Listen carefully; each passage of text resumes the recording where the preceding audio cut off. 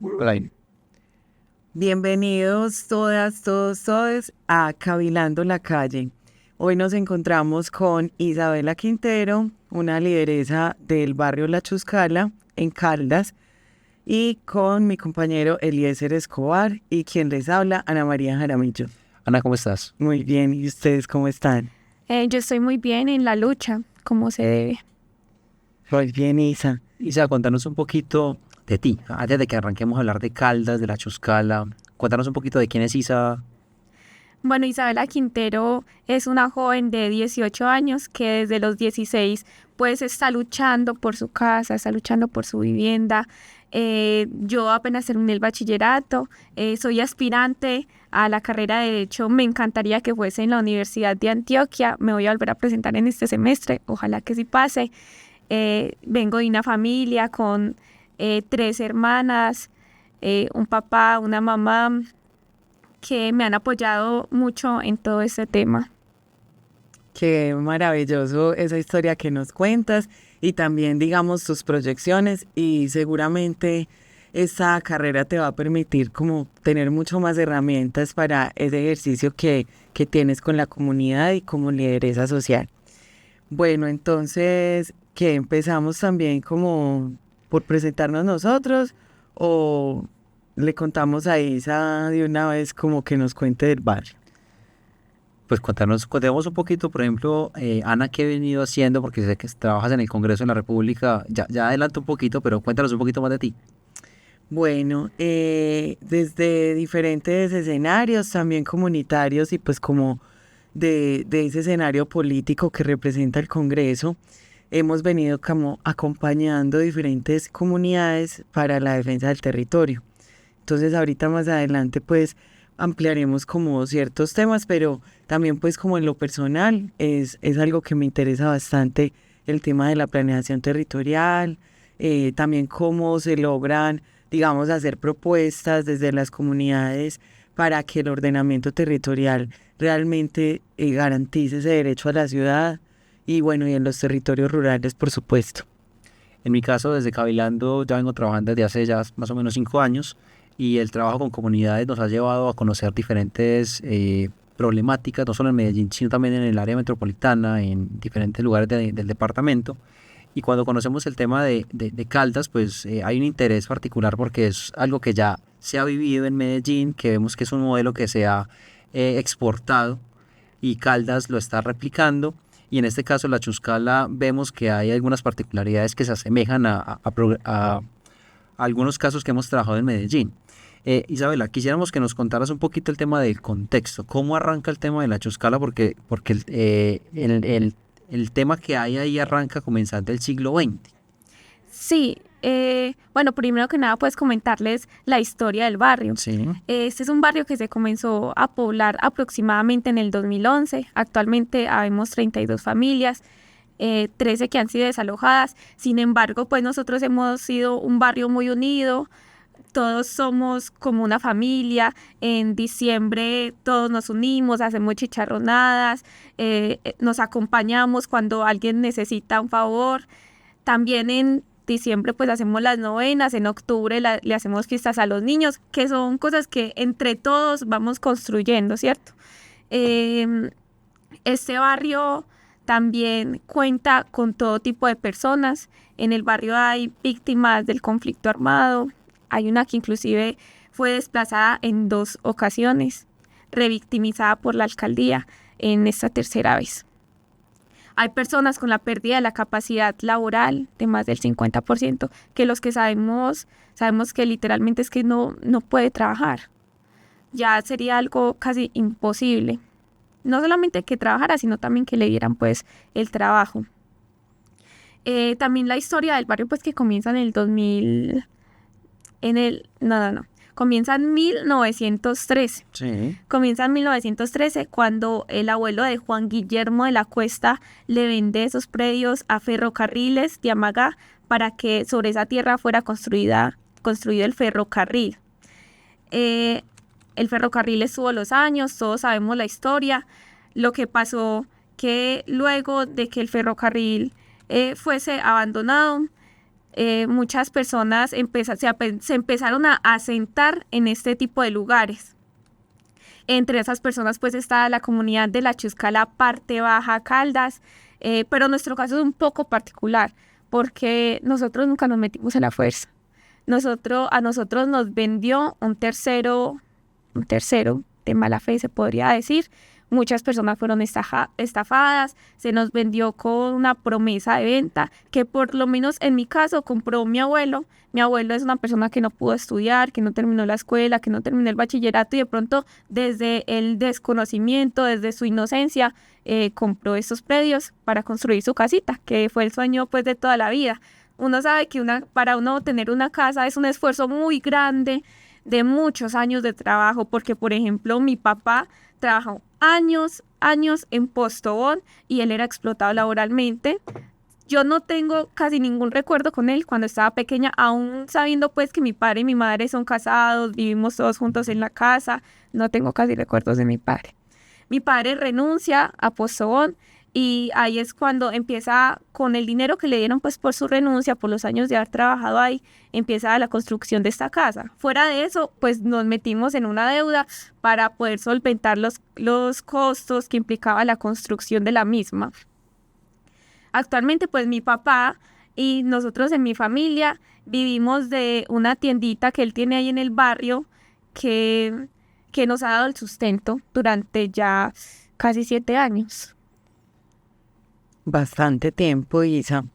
Entonces, digamos que es un proceso que empezamos como cronológicamente desde 1913 y que ha venido, digamos, teniendo un desarrollo en estos años, pues, desde el 2011, como a constituirse un poco más el barrio y con las familias que hay actualmente, ¿cierto? Entonces, ahora, ¿qué es lo que es la situación actual? Porque digamos que sabemos pues que ha habido unos procesos de desalojo en el barrio que llevan, digamos, ya desde hace un tiempo dándose en diferentes momentos, pero que ahora está empezando un momento un poco más crítico como para los que todavía se encuentran allí.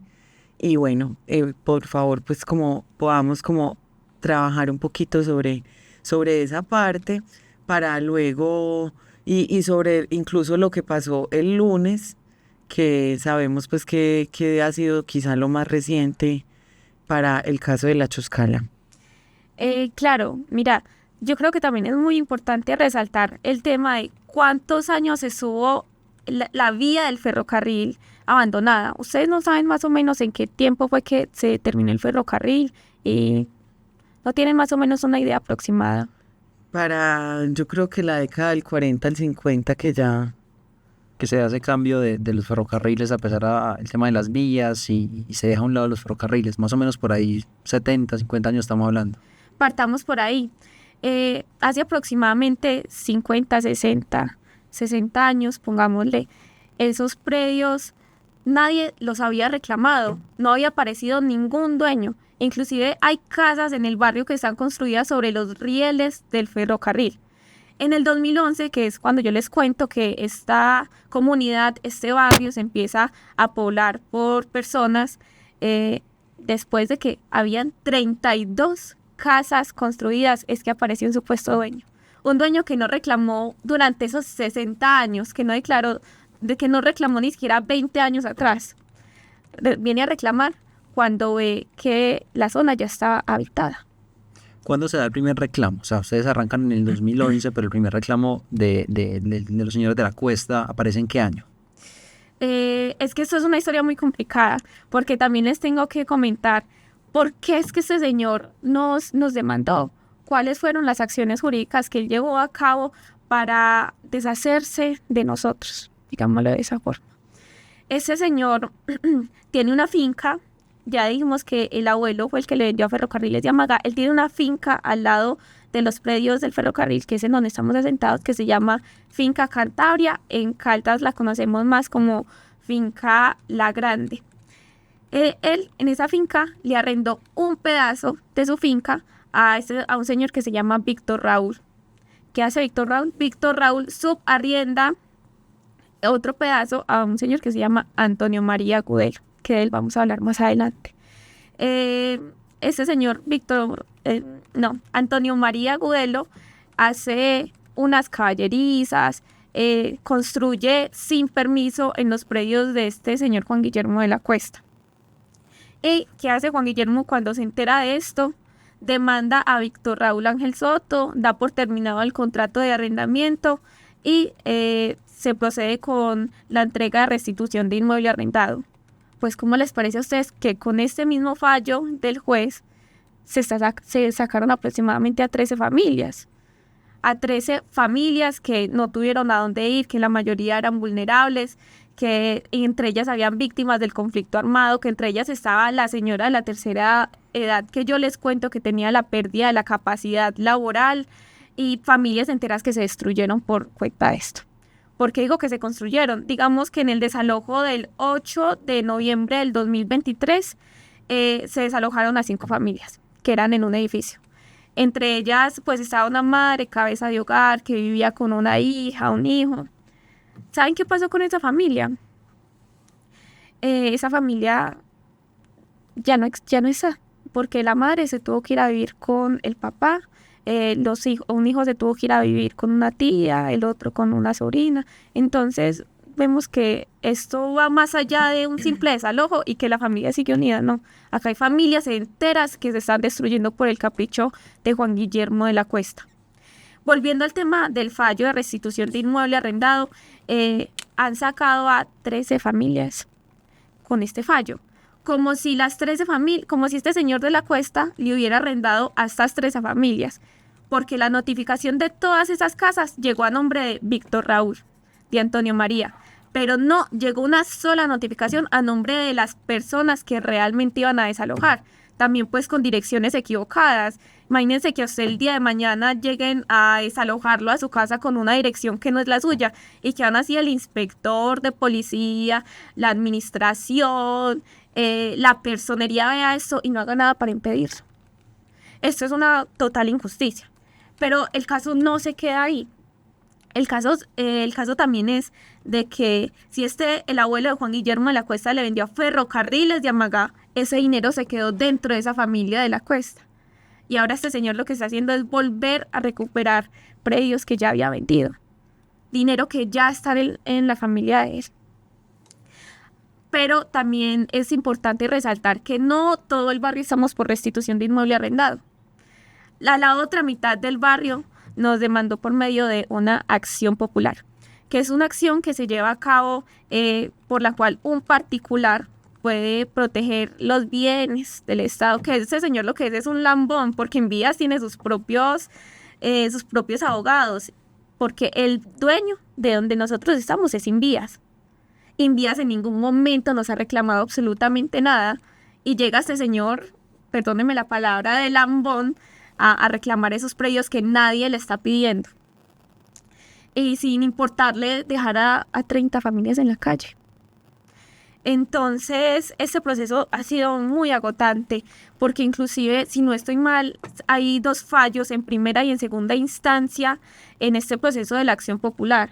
En la primera instancia, entre todas las especificaciones, el juez había dejado claro pues que a las personas se tenían que priorizar en proyectos de interés social, de casos de interés social, de vivienda, y eso en realidad nunca pasó, porque Juan Guillermo de la Cuesta impugnó y se dio un fallo en segunda instancia en donde nos quitaron ese beneficio.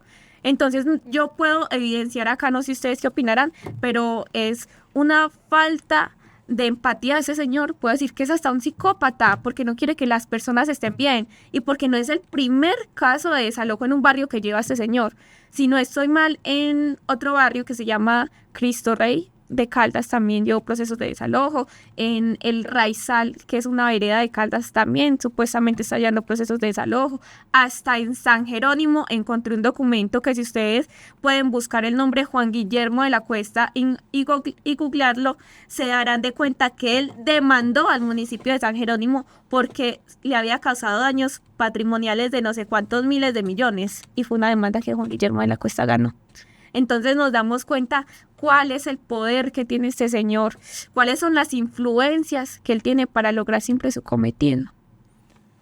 Estamos hablando de la familia del señor que fue gerente de PM, que tiene una encuestadora. Que es el dueño de la encuestadora Invamer. Exacto. Una familia poderosa que está usurpando tierras, está desalojando gente. Ya nos damos cuenta que no solamente en Caldas, sino en varias partes del departamento. Pero aquí nos queda como la duda, ¿por qué Invías no se pronuncia Ana? ¿Qué podrá pasar? Pues digamos que esos casos ya los hemos visto en otros municipios como Fredonia, donde también ha habido casos de familias asentadas en las vías del ferrocarril, y como no ha sido, digamos, un proyecto aún al que se le esté dando, digamos, como vía libre financieramente como para la reactivación de esas vías que pues digamos que podrían ser parte de proyectos futuros. Sí. Por ahora digamos que lo que se está buscando es más entablar esa comunicación para que no estas familias no se vean afectadas por el municipio cuando se garantice pues que los predios están en Invías y se tenga digamos como una especie de protección allí, ya que no sabría digamos en qué nivel Invías se pueda comprometer con la permanencia pues de estas personas en esos territorios del Estado, pero pues finalmente también digamos que se puede es buscar otro tipo de procesos, pero sobre todo que se garanticen pues los derechos, la no vulneración de los derechos, ¿cierto? Que es digamos que es algo que no está sucediendo con el caso de la Chuscala, porque entiendo además que la oferta institucional que les están dando es simplemente un mes de arriendo como arriendo temporal, ¿cierto? Entonces no es como tal una solución de vivienda permanente, sino que es un arriendo temporal. Y en esto, digamos que caen muchos de los moradores también en aceptar propuestas, digamos por no sufrir más lo que significan también esas vulneraciones y lo que implican también en términos de lo psicosocial, de lo emocional, pues que ya digamos que Isa nos ha contado un poco de cómo esto ha afectado a varias familias, cómo ha generado que muchas familias se desunan, ¿cierto? Y eso digamos que lo conocemos y se ha venido documentando por parte de Cabilando y su equipo también de laboratorio urbano, un poco de documentar esos procesos también que en diferentes partes de la ciudad, también en este caso Caldas, pero en casos como Medellín, a los que hemos estado cercanos, pues se generan este tipo de afectaciones, ¿cierto? Que pasan mucho, obviamente por lo emocional. Entonces, también es, digamos, algo preocupante que es como una pregunta que me vengo haciendo, de qué manera este tipo de soluciones como los arriendos temporales, pues realmente van cayendo en un detrimento incluso patrimonial del municipio, del gobierno que esté a cargo de eso, porque finalmente puede pasar años en los que las personas duran a veces en arriendos temporales. Por ejemplo, casos donde uno conoce más de 6, 7 años. San Luis, por ejemplo. Exacto, de personas en arriendos temporales. ¿Y cuánto significa eso? Digamos, si lo multiplica, ¿cierto? ¿Cuántos años de arriendo y cuánto vale una vivienda? Quizá eso hubiera ya pagado hacía rato una solución de vivienda. Entonces creo que ahí hay como unas preguntas también que hacer en términos como de cómo se puede empezar a presionar un poco más al Estado también para que genere este tipo de soluciones. En ese orden de ideas, Isabela, quisiera que nos contaras un poco, y a los oyentes también, el tema de cómo es el papel de las instituciones en Caldas. Porque ya nos has contado cómo han ocurrido, pero qué ha hecho la personería, qué ha hecho los inspectores cuando van al territorio, porque pensaría uno que deberían actuar en derecho, pero al parecer no lo están haciendo. O sea, ¿cómo están actuando estas instituciones cuando van a la Chuscala? Bueno, realmente la respuesta de absolutamente todos ellos siempre es la misma, y es que ya hay un fallo de un juez y no hay nada que se pueda hacer.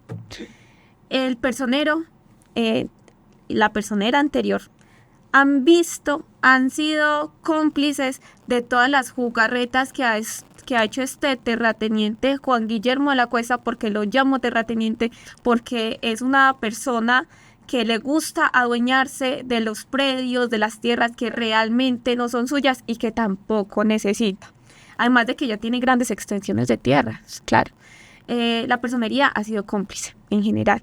La alcaldía ha sido cómplice, inclusive nosotros hace poco estábamos hablando con el alcalde y él nos decía, es que yo no puedo hacer nada, es un fallo de un juez, yo puedo cometer un delito si no los desalojo, etcétera, etcétera, pero acá es en donde viene la pregunta, es que sí, hay un fallo de un juez, pero entonces si nosotros vemos que las cosas no se están haciendo de buena manera, que se están vulnerando los derechos de una población vulnerable, que no se está teniendo en cuenta varios derechos que son fundamentales, de todas maneras se debe acceder a lo que diga un juez. Es que un juez es un Dios supremo, como ellos lo quieren hacer ver. Ellos no han tenido, digámoslo, ninguna disposición para ayudarnos. Porque la respuesta del alcalde siempre es la misma, es que cuando nosotros hagamos proyectos de vivienda los vamos a priorizar, pero no hay nada por escrito. Lo único que él dice es de palabra, y las 11 familias, no, si no es mal, son 11 o 13 familias, que ya han sido desalojadas en estos momentos, están pasando por situaciones muy difíciles. ¿Y cuántos años más tienen que pasar por estas situaciones difíciles para que por fin surja un proyecto de vivienda que se demore tanto tiempo construyéndose, que se demore tanto tiempo en estar habitable, para que estas personas puedan tener una solución? Entonces, realmente yo te escuchaba hablar y me contabas que hay casos donde se han dado hasta inclusive 7 años de arriendo. Sí. Pues la verdad es que yo me quedo sorprendida, porque en Caldas lo máximo que le han llegado a dar a alguien ha sido un mes de arriendo. Un mes de arriendo que uno sabe que uno no se recupera en un mes de haber perdido los ahorros de toda su vida, de haber perdido una casa que usted se sudó para poder construir. Sí, exacto. Por eso, en muchos casos, pues realmente no resulta ser la mejor medida, porque es la vía a quedarte prácticamente en la calle después de que ese tiempo pase, ¿cierto? Y hay, digamos que, personas que logran como de algún modo encontrar las vías jurídicas también y políticas para defenderse ante el Estado y garantizar, digamos, de algún modo una solución. Conocemos ese caso, por ejemplo, de San Luis, que tarda demasiados 7 años un proceso en lograrse ya como que se defina con la entrega de una vivienda, pero finalmente con un montón de secuelas que fue dejando también en el camino, en las personas, en todo lo que significa además ese tejido social, ¿cierto? Entonces, cuéntanos, Isa, ¿qué ha hecho desde la parte, digamos, ya comunitaria o desde esa juntanza con los mismos habitantes del barrio e incluso con otras organizaciones, amigos que se han acercado a defenderlos, a acompañarlos? ¿Cuáles han sido como las formas que han encontrado para defenderse, para estar en ese pie de lucha? Bueno, pues es importante resaltar que nosotros, la lucha que tenemos que hacer debe ser netamente popular, porque el único recurso jurídico que nosotros teníamos para defendernos era la oposición a la diligencia y oposición escrita en los 5 días posteriores. Pero yo les puedo asegurar de que en Caldas no hay garantías jurídicas, porque se han impuesto las tutelas por las razones que usted quiera, hechas de buena forma, y aún así no se declaran procedentes, o el fallo nunca es a nuestro favor. La lucha popular que ha llevado a cabo la Chusca, la parte baja, también está en unirnos como comunidad, porque una comunidad desunida es muy difícil que luche por las viviendas, porque yo no puedo luchar solamente por mi casa, yo necesito luchar por toda la comunidad, porque todos tenemos el mismo derecho a la vivienda, porque todos tenemos las mismas necesidades, y si estamos en el barrio no es precisamente porque nos encante estar preocupados día y noche, no sabemos si van a venir a las 3 de la mañana a querernos desalojar, no sabemos si el día de mañana va a llegar una notificación y no vamos a tener a dónde irnos. Entonces, en primero es la unión. Nosotros hemos hecho cineforos, hemos hecho actividades, como te contaba, pues para los niños, porque eso es algo que al fin y al cabo pues también los termina afectando a ellos mentalmente. Yo tengo un hermano de 7 años y él ya está afectado mentalmente. Él es, si nos van a tumbar la casa, ¿qué vamos a hacer? ¿Para dónde nos vamos a ir? Y eso no es justo. Que no pueda vivir su infancia de manera tranquila. Al menos uno pues está joven, uno se puede mover, pero ellos están a merced de lo que pase, de lo que uno puede hacer. También otras cosas que hicimos, por ejemplo, se me olvidaba contarles que el 27 de enero, el lunes pasado, se iba a llevar a cabo la diligencia, porque curiosamente el 18 de diciembre, yo creo que no son los 40 días, del 18 al 27 y 40 días. No los hay. El 18 de diciembre llegaron a notificarnos absolutamente a todas las casas del barrio por el tema de la acción popular. Lo que yo no me explico es por qué hablaba de despojo de la posesión, que eso era lo que decía la notificación de desalojo. Nosotros nos organizamos. Al día siguiente lo que hicimos fue hacer una movilización totalmente pacífica. Contamos con el apoyo en esa movilización, con el apoyo de muchos estudiantes, que yo la verdad les agradezco, que esta lucha se debe articular, debe ser unida. También con organizaciones como la CUT, pues ha querido escucharnos. Cabilando también ha estado muy al pendiente de nosotros, también se los agradezco inmensamente. Sí, más que todo por el tema popular, es que nosotros nos hemos estado moviendo. Ese día llegamos, hicimos un sancocho, una olla comunitaria, también presentamos unas imágenes de resistencia, pues de resistencia de manera pacífica, porque a pesar de que nosotros nunca hemos actuado de manera agresiva, pues la policía en los desalojos parece eso no importarles. Ellos dicen que es el uso de la fuerza, pero nosotros sabemos que es violencia, porque inclusive en desalojos han habido personas desmayadas. Sí, supuestamente es el uso de la fuerza. Entonces yo me explico por qué al barrio le cierran las únicas 2 entradas que tiene y no dejan pasar a prensa, no dejan entrar a los veedores, no dejan entrar ni siquiera a los APHs. Entonces acá hay muchas irregularidades que ellos definitivamente no quieren que nosotros demos a conocer, ¿cierto? Porque ellos hagan las cosas más callados, pues mejor les va a salir, ¿cierto? Pero no, acá estamos haciendo la denuncia. Y también he estado en medios como alternativos como Universidad Nómada, que es un canal de YouTube que también me han estado apoyando mucho. Les he estado contando pues qué es todo lo que ha pasado.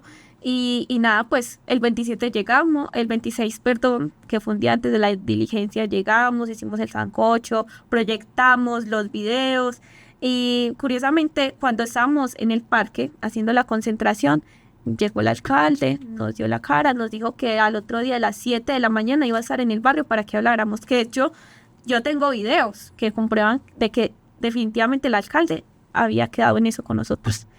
Curiosamente, al otro día a las 8 de la mañana, la diligencia estaba para hacerse a las 8:30. A las 8 de la mañana llega el jurídico de la personería a decirnos que la diligencia se suspendía por falta de garantías hasta que se nos hiciera una caracterización, que es otra de las exigencias que nosotros también le hacemos al alcalde, porque la alcaldía tiene la obligación de hacernos esta caracterización que ellos no han llevado a cabo. No saben en qué nivel de vulnerabilidad estamos las personas que habitamos en la zona, no saben cuántas víctimas del conflicto armado hay, cuántos desplazados hay. Entonces ellos planeaban desalojarnos sin que se llevara a cabo esta medida que era tan importante, que de hecho en la acción popular que presentó Guillermo Lacuesta entre los fallos del juez está que se debía de hacer una caracterización que no se ha hecho en estos 5 años, 6 años, de pronto porque no ha habido la disposición política del municipio para ayudarnos como tal. Pero ustedes en comunidad han hecho censos, saben cuántos hay, de dónde vienen, ustedes tienen la caracterización propia. Sí, nosotros tenemos la caracterización propia entre todos en la comunidad, porque ¿cuál es la forma en la que nosotros obtenemos recursos? Varias vecinas se unen, hacen, por ejemplo, almuerzos, los venden y lo que quede, pues queda para la comunidad. Entre la misma comunidad sabemos que tenemos que comprar para colaborar, porque de pronto a veces nos queda muy difícil decir que lleguen, a ver, deme 50.000, deme 100.000 de una vez. No, más fácil es ir construyendo poco a poco este tipo de procesos. Nosotros tenemos una caracterización en donde pues yo se las puedo enviar para que ustedes la vean y da resultados preocupantes. Inclusive hay un caso muy puntual de una señora que viene desplazada desde, ¿cómo se llama ese? Desde el Guaviare, que en el Guaviare nosotros sabemos que es una zona donde hay paramilitares, donde hay guerrillas, donde hay ejército, y entre esa lucha de los tres queda en la mitad el pueblo. Ella vino desplazada desde allá, inclusive ellos estaban amenazados, el esposo de ella está exiliado en otro país y los van a volver a desplazar porque a ellos no les importa la integridad de las personas. No les importa que ella sea una señora que invirtió lo único que tenía para vivir ahí, porque ellos lo que les interesa es cumplirle los caprichos al terrateniente Juan Guillermo de la Cuesta. Hay algo que yo quisiera devolverme un poco. Nos nombraste dos personas, Víctor Raúl Ángel Soto Sí. y Antonio María Agudelo. Esos dos personajes, ¿qué papel han tenido en los últimos 10 años, a partir de cuando se empiezan a dar cuando aparece la familia de la Cuesta a reclamar algo que no es de ellos, pero que el juez falla a favor de ellos? ¿Qué papel cumplen estas dos personas en esos casos? Bueno, Antonio María fue la persona que nos estafó, que se lucró de vendernos, de aprovecharse de la inocencia de las personas que habían en la zona. Él no está preso, él está por ahí como si nada hubiera pasado. A él también lo desalojaron. Inclusive el caso de él, pues a mí me preocupa mucho porque él tenía una esposa y la esposa tenía un hijo que estaba recién nacido, era un bebecito pues, y no les importó dejarlos en la calle. A la alcaldía no le importó dejarlos en la calle. No se le reconoció tampoco un mes de arriendo, que yo entiendo que él no se estafó, pero el bebé no tenía la culpa de nada de lo que hubiera hecho el papá, porque uno es el hijo, pero uno no tiene la culpa de lo que hagan los papás de uno, ¿cierto? Entonces, esas personas quedaron en la calle. Antonio María no se ha vuelto a pronunciar. Víctor Raúl Ángel Soto en varias ocasiones ha dicho que él no nos subarrendó a nosotros, porque como yo les dije, hay personas a las que están desalojando como si este señor Juan Guillermo de la Cuesta les hubiera arrendado a ellos, cuando eso nunca pasó. Cuando el proceso de arrendamiento era el otro que yo les había comentado.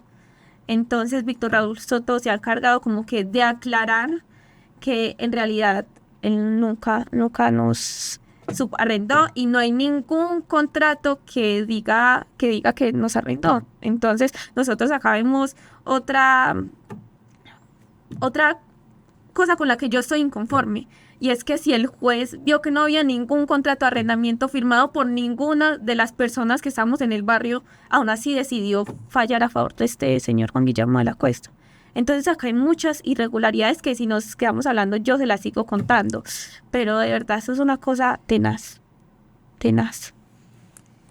Ana, yo quisiera que habláramos ya para ir terminando. Hay un proyecto de ley precisamente que busca que ese tipo de hechos no se sigan repitiendo. En Medellín conocemos muchos casos, ya empezamos a entender algunos en Caldas, en otros lugares del país. Un proyecto de ley para proteger a los moradores.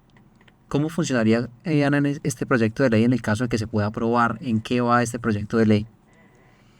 Bueno, sí, bastante importante también por las historias que nos cuenta Isa y por las que ya digamos que hay documentadas. El tema de la protección a moradores dentro de las leyes en Colombia, pues era una figura que aparece incluso desde antes de la Constitución con la ley que se conoce como la Ley de Reforma Urbana, que es la Ley Novena de 1989. Ahí la figura del morador tiene bastante importancia y se siente, digamos, el peso que tiene dentro de esa primera apuesta también de poder un poco darle desde la legislación aportes al ordenamiento territorial urbano. Posterior ya a la Constitución del 91, se crea la 388 de 1997, que es la ley actual que, digamos, dice cómo se debe regular o se debe ordenar el territorio, ¿cierto? O sea, es la ley que, digamos, se usa para hacer los POT o los EOT o los PBOT, pues según las categorías de los municipios. Esta ley ya se siente también como ese cambio de cómo la ley es un poco o mucho de tendencia neoliberal, ¿cierto? Como toda esa apertura que permite también para que el ordenamiento territorial de algún modo pueda estar regulado por leyes del mercado. Entonces, el tema ahí ya de la protección a los moradores realmente se va diluyendo. A mi percepción y a la de otras personas con las que pues he hablado el tema, eso se va perdiendo, sin embargo, pues está como ahí, pero no tan palpable la importancia del morador. Entonces, ¿eso qué genera? Genera que muchos municipios, la gran mayoría, pues no se regulen en torno a eso tampoco. O sea, quizá hacen lo que puedan por mantener sus planes de ordenamiento territorial al día, que no necesariamente todos lo hacen, pero no generan políticas en favor de los moradores e incluso de las actividades económicas, como el caso de la familia de Isa, que además de tener una casa, tienen una tienda, ¿cierto? Eso es una unidad económica y productiva que se debe también tener en cuenta a la hora de proteger como a lo que se entiende por el morador, que incluso también abarca a esos venteros informales o esos trabajadores de la economía popular que hacen uso del espacio público y eventualmente por alguna obra, pues también se ven afectados en ese sentido. Digamos que la categoría del morador se ha venido definiendo de manera amplia como quien habita la ciudad y digamos le genera usos de ella. Entonces, Medellín, Bogotá han sido ciudades pues que por un lado se caracterizan por mantener sus planes al día, de acuerdo a los tiempos que dice la ley que se deben actualizar, porque eso obviamente requiere recursos y porque obviamente también detrás de eso van muchos intereses que se tienen que ir moviendo en las alcaldías. Y otro factor es que dentro de sus planes han generado la posibilidad de construir políticas públicas que protejan a los moradores. Entonces, ya Medellín tiene, digamos, esa experiencia con una política pública que se formula en el 2019, queda ya formulada, pero se regula hasta el 2021, digamos, con un decreto ya que la regula. Eso para nosotros fue también una forma de ir explorando, digo nosotros es el trabajo pues con los profesores de Cabilando, de Laboratorio Urbano, con las comunidades que venimos acompañando desde ya hace varios años, como un proceso también entre la formación, el apoyo a la movilización y digamos también como a la acción política, ¿cierto? Y en mi caso, pues desde la curul del senador Omar Restrepo, es una curul producto del Acuerdo Final de Paz. Ahora pues digamos él en su momento como representante a la Cámara y ahora como senador de la República, hemos venido como articulando esos escenarios también con el Congreso para pensarnos en cómo generar una política pública nacional que proteja a los moradores, como también una posibilidad de poner en la agenda una discusión que se ha logrado ir poniendo en la agenda de Medellín, de Bogotá, pero que no ha logrado, digamos, resonar como a nivel nacional, como entendiendo también que el desarrollo genera unas víctimas y por eso se ha ido digamos, formalizando más esa categoría de víctimas del desarrollo, se le ha venido dando, pues, vale decir, se ha venido, digamos, desarrollando la misma categoría para poder, digamos, también decir que hay todo un modelo de construcción de ciudades y de construcción del desarrollo que está, digamos, afectando realmente ese buen vivir, esa vida digna y esas garantías de derechos de quienes habitamos la ciudad, y ahí viene, digamos, también a cobrar todo sentido, pues el tema del derecho a la ciudad. Nosotros con esta política obviamente hemos extendido como la idea hacia el campo, hacia la ruralidad, porque también entendemos lo que sucede, por ejemplo, con megaproyectos hidroeléctricos, con proyectos también de minería, cómo impactan a territorios sobre todo rurales, que no viven, digamos, las mismas problemáticas que en la ciudad. No sé, no es lo mismo, digamos, el nivel también incluso de déficit de vivienda o así, pero pues digamos que esto nos ha permitido como hacer unas propuestas. Entonces la política pública se ha derivado de un trabajo de varios años y se radicó, no sé bien, creo que fue en agosto del año pasado. Se radicó a la Secretaría General del Senado, quien la asigna a la Comisión Primera de Senado. Nosotros esperábamos que la asignaran a Comisión Séptima, que trabaja temas de vivienda, pero se la asignaron fue a la Comisión Primera, que trabaja temas constitucionales, por lo que implican ahí seguramente temas muy relacionados pues como con derechos, ¿cierto? Con la garantía de diferentes derechos. Entonces, el proceso en que estamos en solicitar unos conceptos a ministerios, porque es importante que cuando se propone un proyecto de ley, los ministerios que van a verse involucrados puedan darnos un concepto. Eso nos permite ir entendiendo por dónde puede ir la discusión. Además, también se solicitan derechos de petición para preguntar por cifras y datos de diferentes obras que han impactado diferentes lugares del país, porque digamos que estos son temas que no han tenido un desarrollo en la investigación todavía muy profundo, que nos permitan, digamos, que alguien ya tenga todas esas cifras, entonces tenemos que construir, ¿cierto? Entonces ahí venimos haciendo también un ejercicio, digamos, para un poco de investigación, pues para poder generar insumos que nos permitan además argumentar con cifras por qué es importante una política pública nacional, ¿cierto? Porque para las comunidades afectadas obviamente sabemos por qué es importante, pero a la hora de hablar en términos de congresos, ministerios, ya como en ese ámbito, es importante obviamente tener datos y argumentar para poder que el proyecto pues se presente en las ponencias que se deben presentar, que es la forma en la que un proyecto puede, digamos, empezar a discutirse en el orden del día, inicialmente de la comisión en la que fue asignada, luego pasa a plenaria y luego se iría a la otra cámara. En este caso, como entró a Senado, iría luego a Cámara de Representantes si el proyecto pues logra como tener ese curso, que es pues el propósito también, digamos, para este tiempo, año y medio que queda de esta legislatura. Los proyectos también, la ley define cuánto tiempo, cuándo muere un proyecto, eso también depende mucho de que se logre debatir.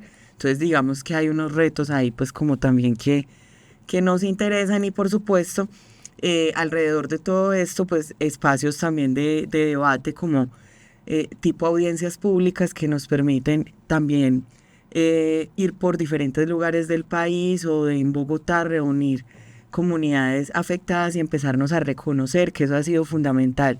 Y creo que en los ejercicios que ha hecho Cabilando, pero también que han hecho incluso organizaciones cercanas, Convivamos, el movimiento de laderas, los compañeros pues también como de la Mesa de Vivienda de la 8, con Jurídica Libertad, como en esas diferentes organizaciones y movimientos de la ciudad que han venido generando espacios, bueno, Ciudad en Movimiento, que han venido generando esos espacios para poder debatir un poco y encontrarnos y decir, esto no solamente es un problema mío, de Isa y su familia, por ponerte pues como un ejemplo, sino que te empiezas a reconocer, mira, a vos te pasa esto, y entonces, ay, a ella le pasó y ya lleva tantos años, y eso empieza a generar también una sororidad, pues incluso entre las comunidades, y entender que esto va más allá de incluso de mi espacio personal, que es algo colectivo y que cómo me puedo sumar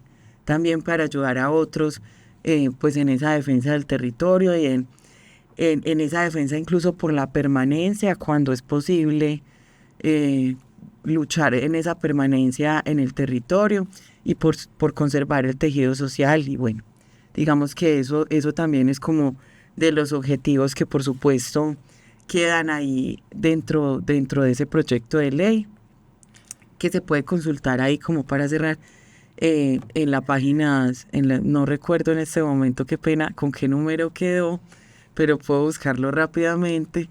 Y ya nos cuentas. Listo. Hay cosas para que empecemos a mirar de lo que nos decía Sana, porque el tema de las audiencias públicas es clave, por ejemplo, para que Caldas pueda tener ahí una voz en el Congreso y contar y elevar esto a debate nacional de lo que está ocurriendo. Y nos quedan muchas preguntas. El tema de qué sigue para la Choscala en este 2025, qué interés económico tiene la familia de la Cuesta con este territorio, porque en tantos años no se había pronunciado y se está pronunciando en este momento. Entonces, ¿qué interés económico puede haber detrás? El tema de por qué Invías no se pronuncia de manera pública alrededor de este tema. Hay que también tener en cuenta el tema del restablecimiento de derechos de las personas que están viviendo y quienes ya no están, porque eso también hay que mirarlo.